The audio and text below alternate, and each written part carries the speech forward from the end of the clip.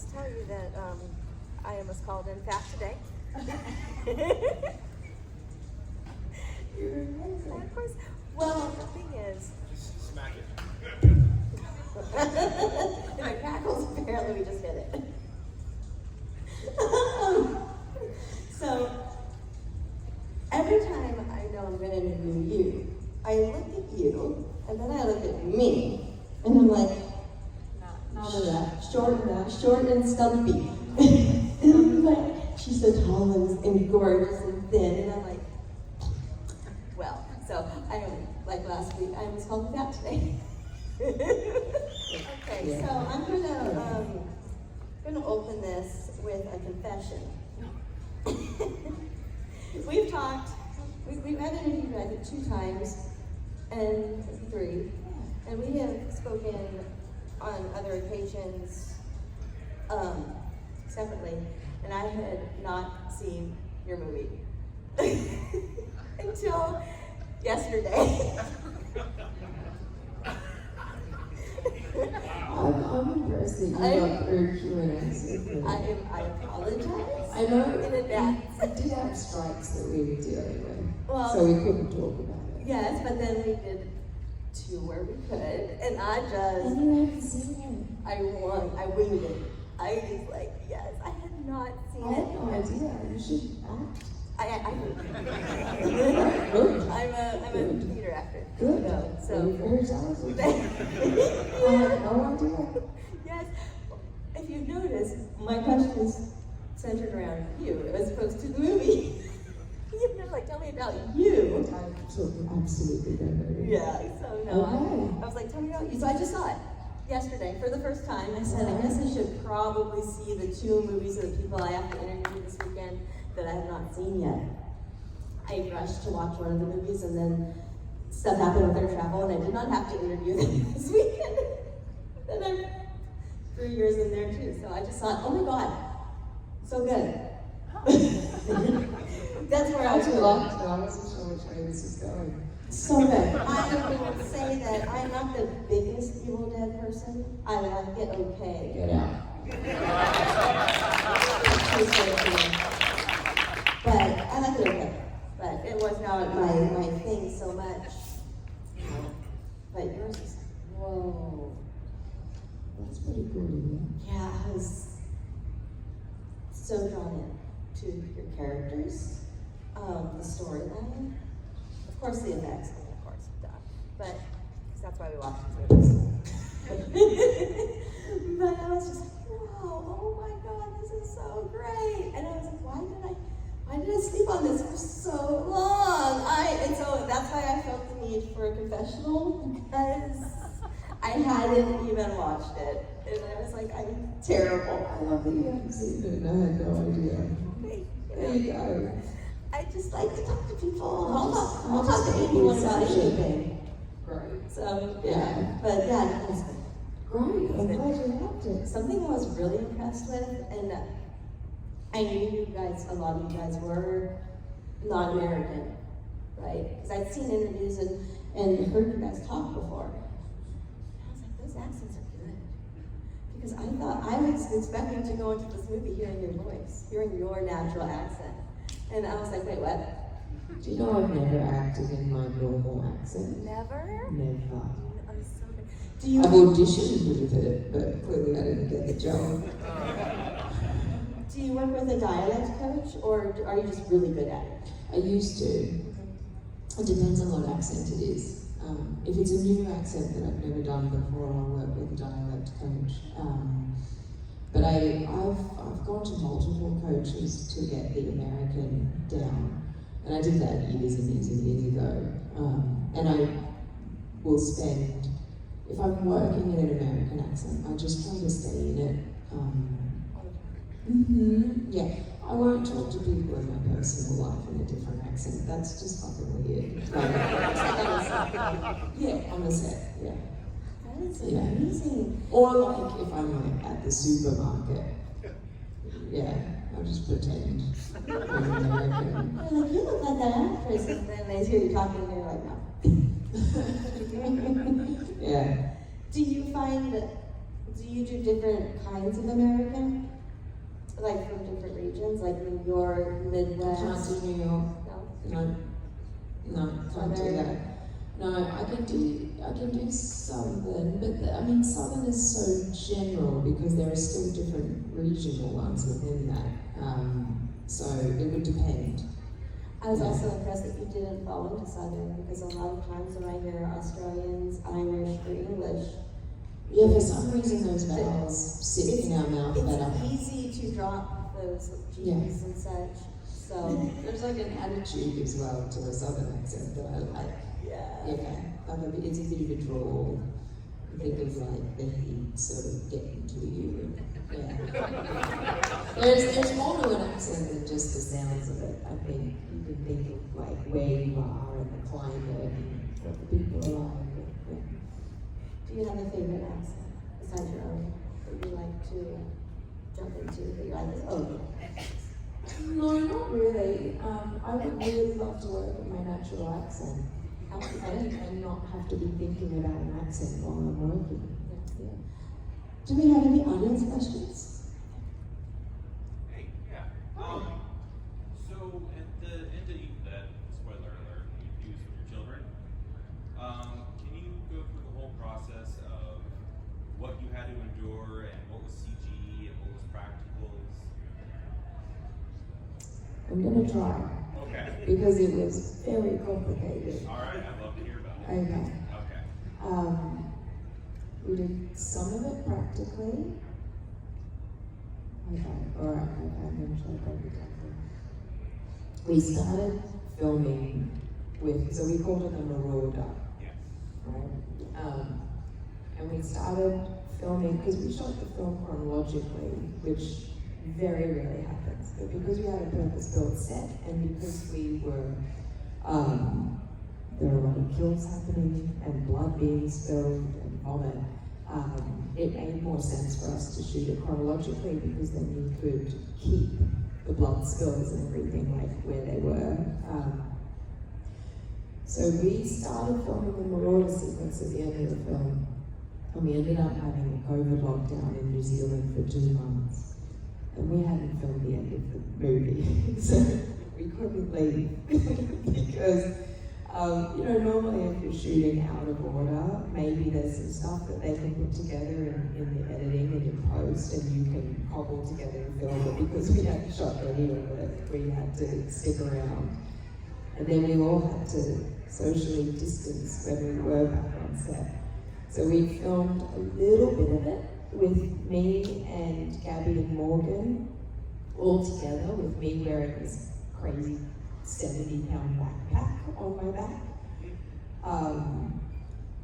And we also had a team of stunt doubles, and they had their own creature suit that they would be put into, and they were in harnesses so that they could be, the weight could be taken off them and they could scuttle around and stuff. So a lot of the wide shots were 2 stunt doubles with their backpack.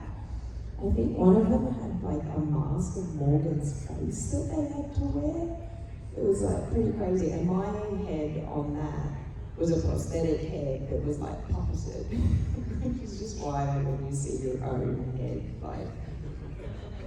it's just weird. So then we came back and we had to all socially distance, and it would they would film us all separately, and then they would stitch that back together in post. Because it's Evil Dead, they're trying to do as much as they can practically. So the CGI, I think mostly was just stitching the 3 of us together once we couldn't be sandwiched in on set. But yeah, there were lots of different ways that we shot it, and I can't tell you what's what in the final edit, but we did it multiple ways. It was very complicated, yeah. You're welcome. You had so many great lines. Do you have a favorite? Yeah, I'm afraid for you to do something personal. That's my favorite one, yeah. I laughed.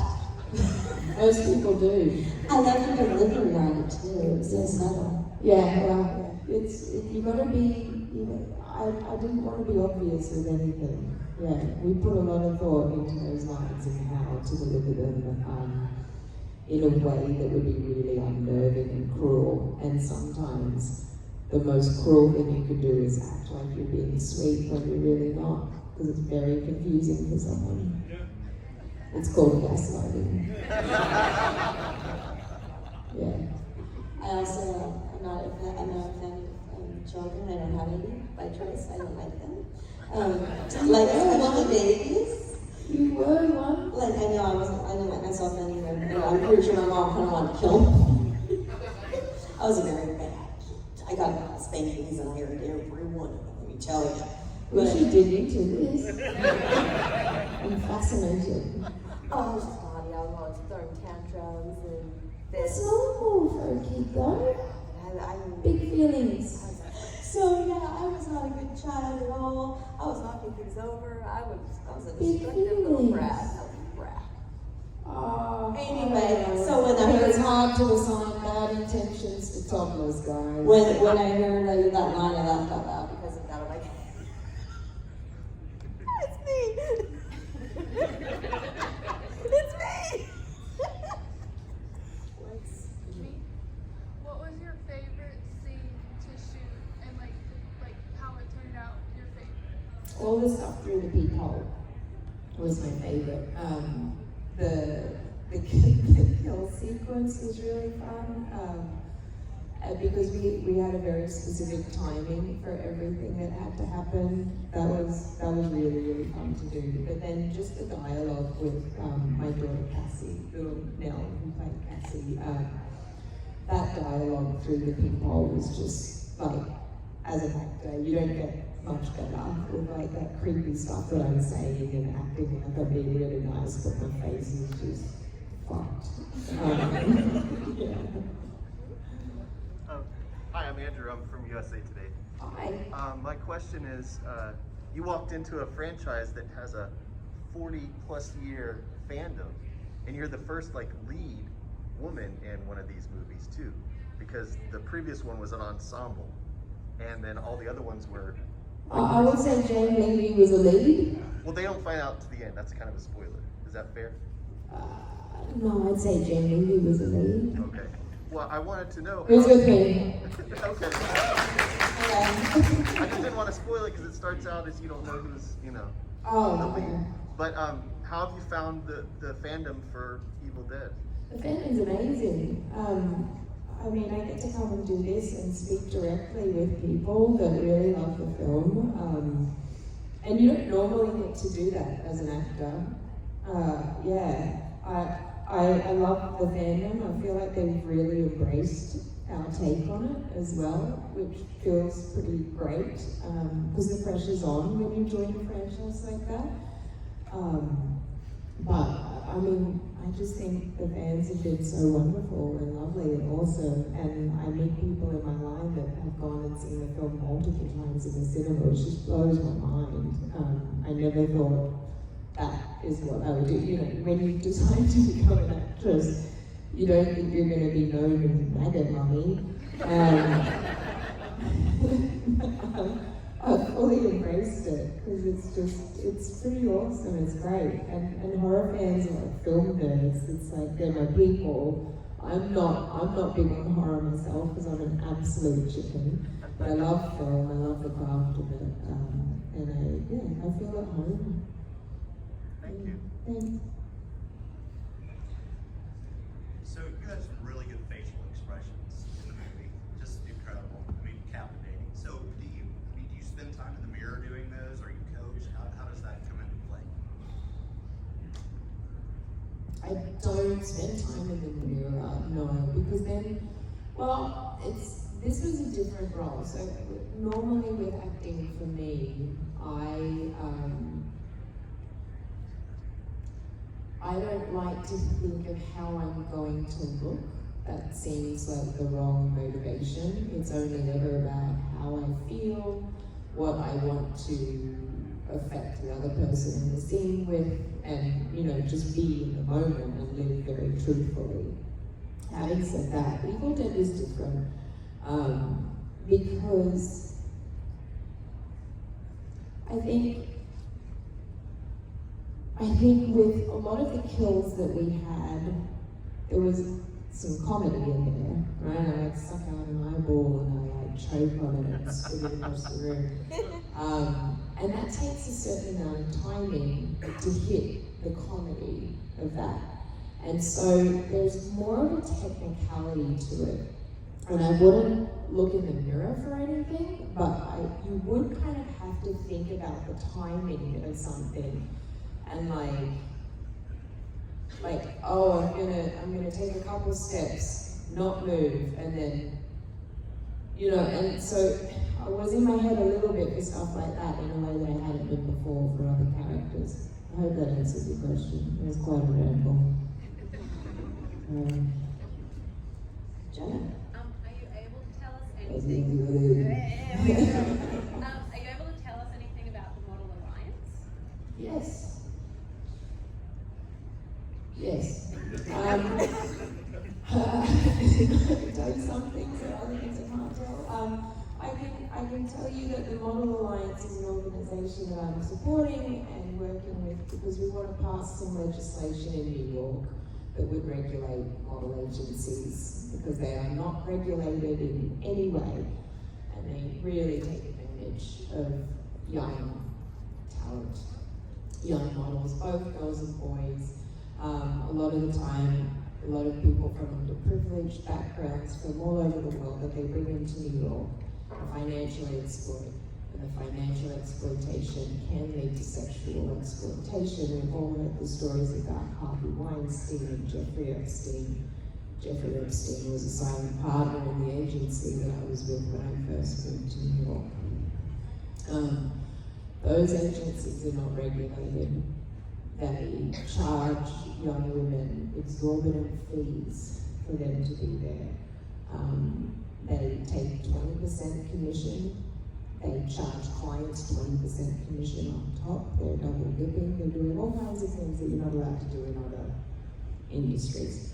So the Model Alliance has crafted a bill right now that we're trying to get passed in New York State that will regulate agencies and not allow them to do any of these bad practices that they've been doing. The legislative season is coming up. Hopefully we're going to get it passed. There's a lot more to come. And I will have some call to actions coming up on my social media stuff. Thank you for that question.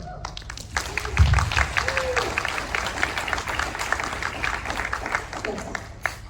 Did you watch any of the Evil Dead movies before you did the movie, or were you familiar with it before? I'd heard of Evil Dead. I made my audition tape because we tend to have to make them pretty quickly. And I made my tape with a friend of mine that was familiar with the franchise. And then once I found out that Lee wanted to meet with me, that's when I watched the originals. And I watched Lee's first film as well before I spoke to him because I wanted to know the job. And I was like, wait, I'm thinking about being part of this, I want to know what it's all about. So I became very familiar with it after that. Do you have a favorite? Evil Dead 2. So Got a great eyeball. I couldn't believe what I was watching. It's so bonkers. What is happening? It's So so cute. bonkers. Yeah. I was just curious, is your Necronomicon the same one as Ashes, or is it a different set in the book? Like, you remember in Army of Darkness, there was all those books you had to say one, two, three, and get the right one. So I was like curious, is yours like one of the ultimate books? So I think in Army of Darkness there were 3, right?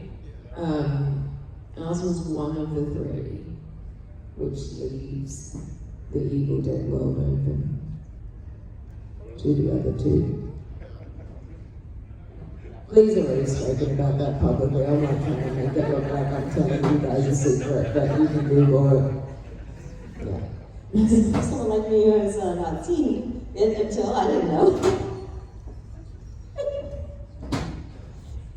I do my fair share of getting prosthetic food onto my face. Do you have a most difficult day on set? Also, what is happening?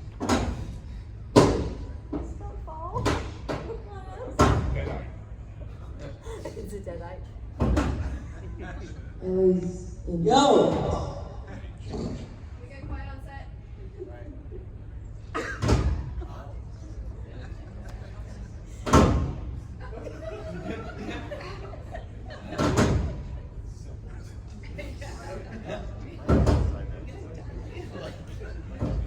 We're in the sequel.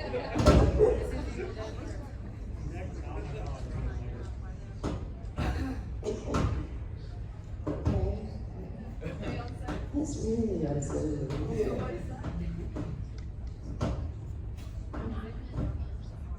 Okay. We're just gonna, the show must go on. The hardest day on set was not with any prosthetics. The hardest day on set for me was the vomit rig. It was absolutely disgusting. And they said, this is a one-take shot. It's a one-take shot. You only have to do it once because you'll fall into it. And then once it's all over you, we can't clean you up and go again. So it's just going to be one take. It was more than one take. Yeah, the vomit that you see on the screen was being like just throttled into my mouth and bounced out. That was not CGI. That was hardcore. And if you look at the look on my face, it's very real. I'm struggling. I was on the struggle bus that day. Oh my God. I hated it. Yeah. That was the only day that I was just like, what did I sign up for? What the hell? The blood, the prosthetics, like the stunts, fine. Not a problem. But that vomit was, and it tasted, it felt like I had buckets of somebody else's saliva. Exactly. They should have paid me more. I didn't want to. They gave me a choice of flavors, and I thought lemon would be the best one. The other flavors, I was like, oh, they sound like they might be a bit artificial in the other ones, so I'll just go with like a light lemon. Yeah. I don't think any of them would have been okay. I don't, because it was more about the amount of liquid and the force of it, and just like my head was vibrating. Yeah, it was. Oh, it was disgusting. It was foul. Your eyes in the film, I was curious about the blood. How did you go about being on set with which I don't know if the blood was CGI on your eyes or if that was an actual liquid? That was CGI. The eyes were CGI. Yeah, so we talked about having lenses. In fact, you have to ask Gigi how good it was. Yeah, no, a lot of people ask me like what the contact lenses were like, and I was like, ha, fooled you. Yeah. She's so, like, I'm an artist myself, and she's an amazing talent, so we work together, and she wears the scleras, and her eyes get so dried out, and I'm thinking about you on there, and I'm like, oh my goodness, like, how did she pull through the whole set? I didn't. I didn't, yeah. We decided against them because of the stunts. Because with the stunts you have to be so accurate with what you're doing to keep everyone safe. And if we limited my field of vision in any way, it was going to be unsafe for other people. So that was, in the end, the decision against lenses and doing the CGI. If you talked to Bruce or Sam or if they were ever on set, did they give any input on the movie? They weren't on set because we filmed in New Zealand during the pandemic. I was lucky to get there, honestly. In fact, I think me and Gabby were the last people into the country. So New Zealand was very, very restricted. And it was necessary people only. And these days you can watch dailies from anywhere in the world. So they were watching and weighing in with Lee, but we don't tend to be a part of those discussions. Normally the producers and the director, or they'll have those talks outside of us. We don't get a lot of that, yeah. But I did meet Bruce and Sam at South by Southwest when we premiered and hung out with them there. And yeah, they're very fun. But Bruce is a real character. Yeah. Do you know Lee, the director? Did he ever talk about on set, was the elevator scene an intentional nod to The Shining? Sorry, what? The elevator scene with the blood, was it an intentional nod to The Shining? Did he ever talk about Oh, yeah. I wish there was, but I've never heard. No, it was pretty direct. Yeah. Absolutely, it was. Yeah. I'm glad I didn't have to do the blood elevator.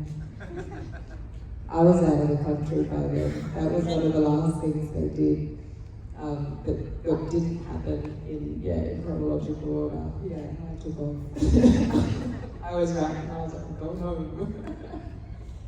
Can you speak on what it was like to work with those amazing young cast members?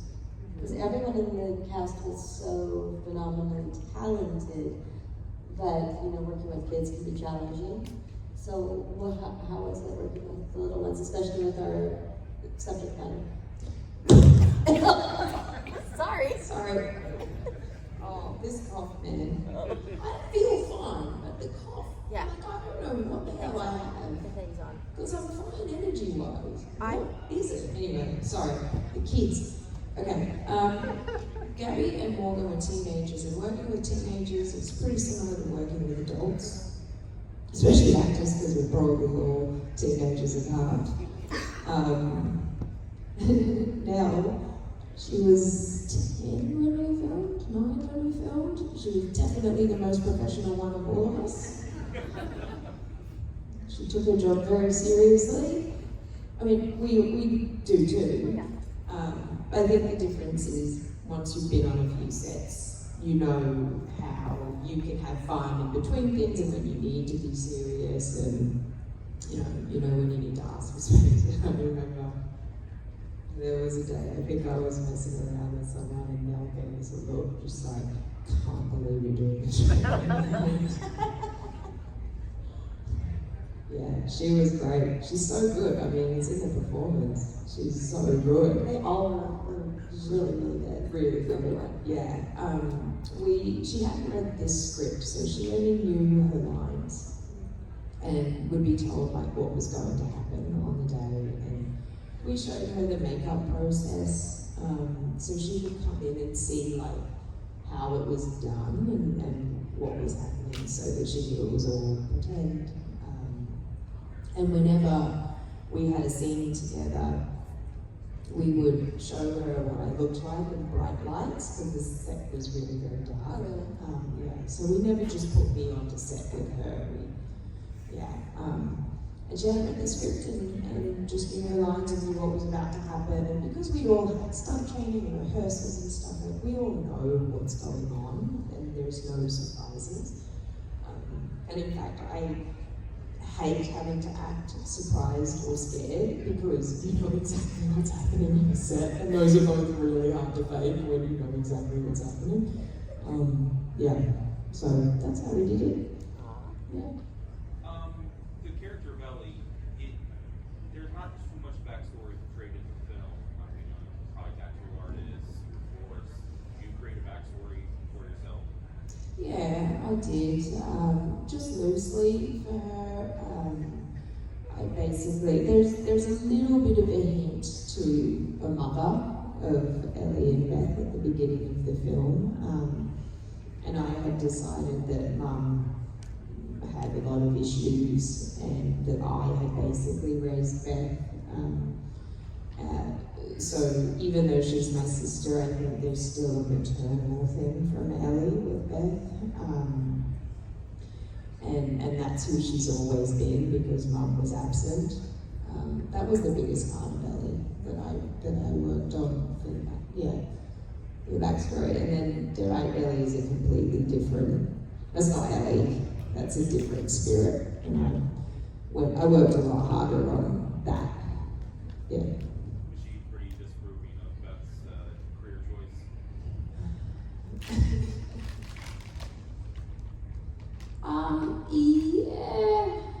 Yeah, I think she was probably cut up because Beth was never around. Yeah, I think it was less about her career choice and the fact that she was living out of a suitcase and didn't have roots and wasn't with Ellie, which is a little bit selfish, but you know, no one's perfect. Switching gears a little bit, everyone's been asking Evil Dead questions. Can you talk a little bit about your role in Vikings and working with Travis and Skarsgård? Do you prefer playing a character like more of a historical description versus the Deadite?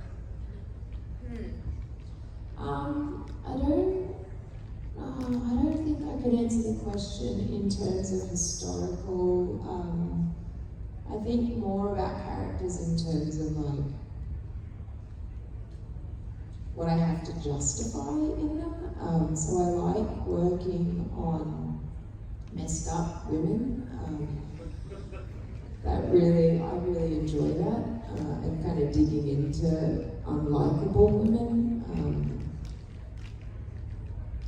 I would say that I just had a rip-roaring time as Ellie. I really did. Like, I had so much fun being off the walls bonkers, because I'm really not like that in real life.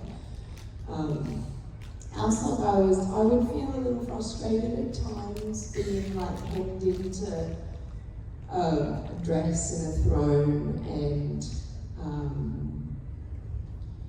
it can be hard. So, like, you walk onto a TV show and you're not the lead, so you're serving someone else's storyline, and at times that can be frustrating because you're like, oh, I wish I got a line of dialogue back here. I've got a real point of view. I've got a real point of view, and I don't have the words, so I've got to do it on my face. But it makes sense, right? Because Ragnar is the lead of the show, so the story is his, and it's not our story. Yeah, that was a little bit frustrating at times. But Travis is a wonderful scene partner. He's very generous. He works really hard when the camera's on you to help you out.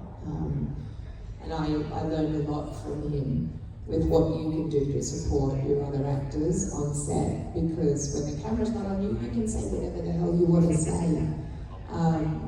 And sometimes it helps someone to hear different words all of a sudden, and it can click them in a different way. And he was so wonderful with doing that and throwing things at you and playing around. And I really enjoyed that part of working on Vikings. One more? What was your favorite costume on Vikings? Oh, the one that I died in. Yeah, I was like, she's got to go down a queen. She needs to look like a queen and go down a queen. Yeah, that one. I got a wrap-up question. You know my wrap-up questions? You always ask me the really deep ones. I do. Well, it's deep, but it's not as deep. Last one you asked me about what legacy I wanted to leave. That's tough. Okay, so you mentioned about, of course, you started as a model and you moved into acting. Do you have any advice or life lessons you want to share about someone who is beginning their acting journey?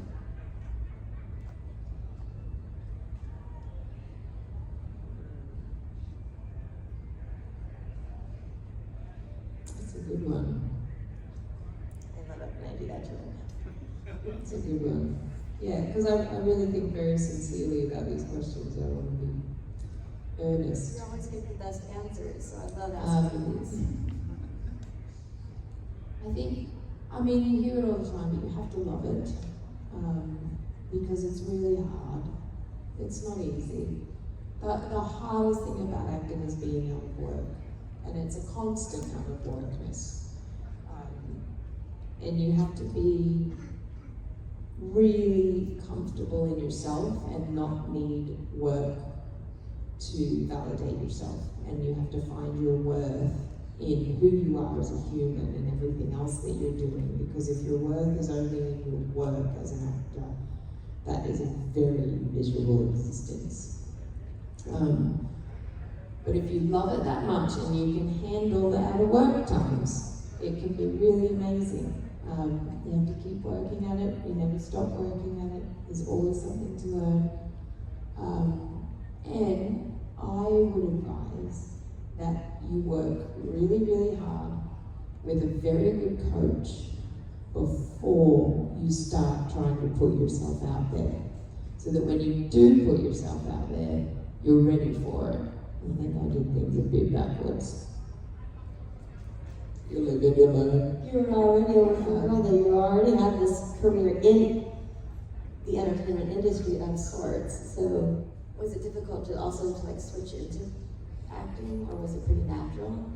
No, it wasn't natural at all. I always loved acting, and I didn't like modelling, and I always thought that modelling was going to be a way for me to either pay for my college or transition into something else. What was I going to say? No, it's kind of hard coming from modelling. You have contacts, right? So like I could get an agent, which is really hard for a lot of people to get an agent. That seems to be like, you kind of feel like there are gatekeepers to the industry, and that is the managers and the agents, and getting your foot in that door can be really hard. So as a model, you can get agents. That is, you have connections to make that possible. But you're fighting a stereotype already, because people love to think that models can't act. And like a lot of them can't, I'm not going to lie. There have been many that have tried. Another stereotype is models are dumb, and not true. No, that's not true. That's not true. But you're already fighting that and a preconceived idea that people have of you when you walk into a room. So you kind of have to, you really need to know what you're doing to be able to back up walking into the room and performing. Thank you. You're welcome. Thanks, guys.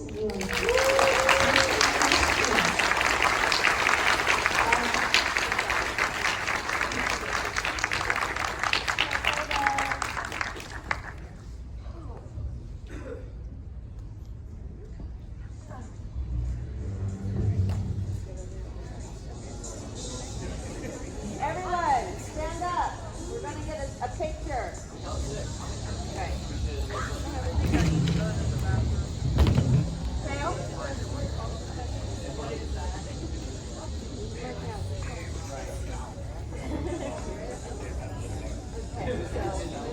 Take a picture real high so everyone can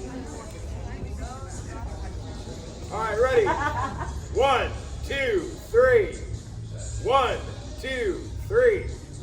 1, 2, 3. All right,